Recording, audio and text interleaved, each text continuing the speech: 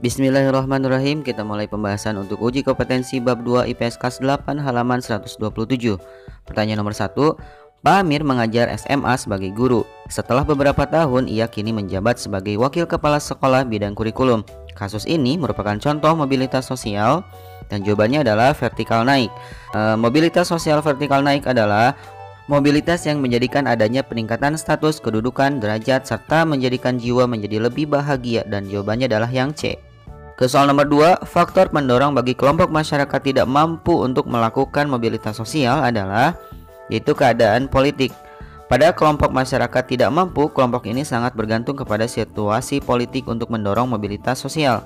Apabila situasi politik di negaranya kondusif, maka perekonomian seperti harga barang stabil dan sistem pendidikan berjalan dengan baik. Jadi faktor pendorongnya adalah situasi politik. Jawabannya yang D. Soal nomor 3, perhatikan beberapa contoh saluran mobilitas sosial di bawah ini. Yang termasuk contoh saluran mobilitas sosial pada bidang organisasi profesi adalah jawabannya yang PGRI dan ID. PGRI itu adalah sebagai naungan profesi guru dan ID adalah sebagai naungan profesi dokter. Jadi jawabannya yang B, 1 dan 3. Kita lanjutkan ke soal nomor 4. Di bawah ini contoh faktor pendorong mobilitas sosial pada penyebab struktural adalah, dan jawabannya adalah yang B, yaitu seorang anak yang melanjutkan pendidikan ke jenjang perguruan tinggi. Maka strukturnya berbeda ya dari jenjang pendidikan SMA ke perkampusan kuliahan. Nomor 5, di bawah ini yang bukan cara untuk meningkatkan integritas sosial yang baik adalah ya, menyesuaikan gaya hidup hedonis. Hedonis itu adalah atau hedonisme itu adalah pandangan yang menganggap kesenangan atau kenikmatan merupakan tujuan hidup dan tindakan manusia. Jadi sederhananya adalah yang hedonisme itu adalah yang cinta dunia berlebihan. Seperti itu. Lanjutkan ke nomor 6. Keberagaman suku bangsa dan budaya di Indonesia memiliki dampak positif kecuali yang A, potensi dalam bidang pariwisata itu positif. Bangsa menjadi lebih luas juga positif. Objek kajian budaya internasional juga positif. Jadi mengenalkan budaya kita Indonesia ke dunia internasional. Yang D, kegagalan komunikasi bahasa. Yang E, adanya warisan kearifan lokal yang kaya. Dan yang kecualinya adalah yang D, yaitu kegagalan komunikasi bahasa. Itu bukan dampak positif. Bukan dampak positif. Selanjutnya nomor 7, perhatikan nama suku bangsa Indonesia. Yang termasuk suku bangsa Indonesia berasal dari Provinsi Nangro Aceh Darussalam adalah Minangkabau itu dari Sumatera Barat, lalu Osing itu dari Banyuwangi Jawa Timur, dan Ngaju itu dari Barito Kalimantan Selatan. Berarti yang berasal dari Provinsi Nangro Aceh Darussalam adalah yaitu suku Gayo dan suku Aneuk Jame. Jadi jawabannya yang D, 2 dan 4. Soal berikutnya nomor 8, yang bukan termasuk cara melestarikan budaya daerah sekitar adalah, berarti yang bukannya mendokumentasikan pagelaran budaya daerah itu termasuk cara melestarikan, mempelajari tarian adat daerah juga. Dan yang bukannya adalah yang E, yaitu mempelajari seni bela diri karate, karena karate bukan berasal dari budaya Indonesia. Nomor 9, pluralitas budaya bangsa sebaiknya disikapi dengan, jelas jawabannya adalah yang A, keseragaman agar tercapai kedamaian. Pluralitas itu adalah bermakna keberagaman atau kemajemukan yang terdapat dalam suatu bangsa yang mendorong tumbuhnya persatuan dan kesatuan. Maka disikapi dengan keseragaman agar tercapai kedamaian. Selanjutnya soal nomor 10. Tari-tarian daerah pada saat ini beralih fungsi untuk acara.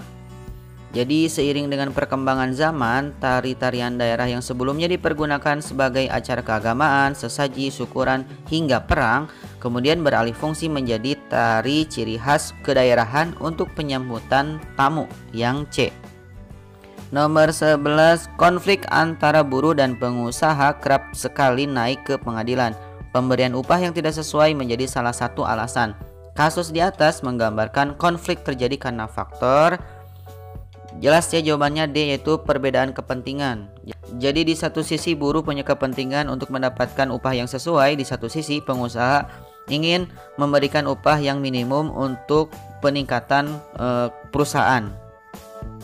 Lanjut ke soal nomor 12. Individu atau kelompok ini memandang bahwa pendapat atau idenya paling benar sehingga memenangkan konflik dengan cara menguasai lawan adalah jalan untuk mencapai tujuan.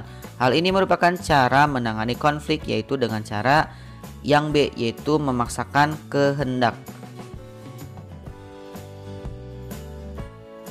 Selanjutnya soal nomor 13. Berikut ini adalah faktor yang mempengaruhi cepat lambatnya proses integrasi. Kecuali. Jadi 4 faktor yang mempengaruhi cepat lambatnya proses integrasi adalah homogenitas kelompok, besar kecilnya kelompok, mobilitas geografis, dan efektivitas komunikasi. Berarti yang kecualinya adalah yang heterogenitas kelompok, jadi keberagaman kelompok. Jadi kalau homogenis itu yang sejenis. 14. Berikut ini yang termasuk faktor penghambat integrasi sosial. Penghambatnya adalah yaitu adanya intoleransi terhadap kebudayaan yang berbeda. Jadi tidak menghargai intoleransi itu. Selanjutnya nomor 15. Integrasi sosial dalam kehidupan dapat terwujud dengan adanya B, yaitu konsensus bersama tentang nilai, yaitu kesepakatan atau pemufakatan tentang nilai kehidupan yang berada di sekitar lingkungan. Maka akan terwujud adalah integritas sosial. Lanjut ke bagian B untuk soal esai nomor 1. Jelaskan perbedaan dengan disertai contoh mobilitas sosial naik dan mobilitas sosial turun. Jadi perbedaannya kita pengertiannya dulu dari sosial naik atau social climbing, menjadikan adanya peningkatan status kedudukan serta menjadikan jiwa lebih bahagia, contohnya pelantikan seorang menteri yang menjadi presiden. Sedangkan sosial turun adalah yang menjadikan adanya penurunan status kedudukan serta menjadikan gejolak jiwa seperti gelisah, depresi, dan sebagainya. Contohnya adalah seorang presiden yang gagal untuk menjabat 2 periode. Kita lanjutkan ke soal nomor 2. Untuk mendapatkan jabatan politik tertentu, tentu terdapat persaingan yang dapat memunculkan konflik sosial. Apa cara kalian untuk meminimalisir interaksi sosial tersebut agar tidak memicu konflik? Dan jawabannya adalah konflik dapat diselesaikan dengan berbagai cara seperti kompromi, konversi, koersi, mediasi, arbitrasi, konsiliasi, adjudikasi, dan segregasi. Nah, untuk meminimalisir interaksi sosial yang memicu konflik tersebut, yaitu dengan mengutamakan sikap toleransi. Lanjut ke soal nomor 3. Mengapa faktor ekonomi menjadi penghambat mobilitas sosial?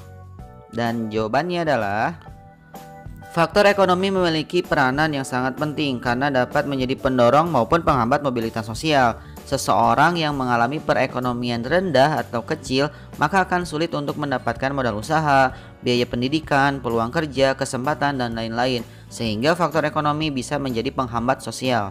Soal nomor 4. Hal apa saja yang menjadikan perbedaan budaya pada masyarakat Indonesia? Jadi ada 2 hal yang menjadikan perbedaan budaya pada masyarakat Indonesia, yaitu perbedaan lokasi dan perbedaan keyakinan atau agama masyarakat sekitar. Soal nomor 5. Apa perbedaan antara asimilasi dan akulturasi? Jadi akulturasi itu adalah merupakan salah satu keadaan di mana unsur-unsur kebudayaan asing bisa diterima dan dimasukkan ke dalam budaya kita sendiri. Budaya asing tersebut masuk dan membaur ke dalam budaya sendiri seiring berjalannya waktu secara lambat laun. Namun, dalam proses pembauran tersebut disesuaikan dengan kebudayaan sendiri sehingga budaya sendiri tetap ada dan tidak kehilangan aslinya. Sedangkan asimilasi adalah berubahnya kebudayaan asli karena adanya kebudayaan baru atau kebudayaan asing yang masuk dan telah mempengaruhi kebudayaan asli tersebut. Sehingga asimilasi adalah perpaduan antara 2 kebudayaan, yakni kebudayaan asing dan kebudayaan sendiri, serta masyarakatnya sudah tidak lagi membedakan antara kebudayaan asing dan kebudayaan aslinya sendiri. Seperti itu jawabannya. Soal terakhir, soal nomor 6. Jelaskan syarat agar terjadi integrasi sosial. Jawabannya adalah 1. Anggota masyarakat merasa bahwa mereka berhasil saling mengisi kebutuhan-kebutuhan mereka masing-masing. Yang kedua, masyarakat berhasil menciptakan kesepakatan atau konsensus bersama mengenai nilai dan norma yang akan dijalankan. Yang ketiga, nilai dan norma sosial itu berlaku cukup lama dan dijalankan secara konsisten dalam lingkungan masyarakat tersebut. Terima kasih sudah menonton video ini sampai selesai. Semoga bermanfaat dan membantu belajarnya kalian. Jangan lupa jika channel ini bermanfaat buat kalian, jangan lupa buat subscribe dan like videonya serta bisa share ke teman-teman kalian. See you on next video. Bye.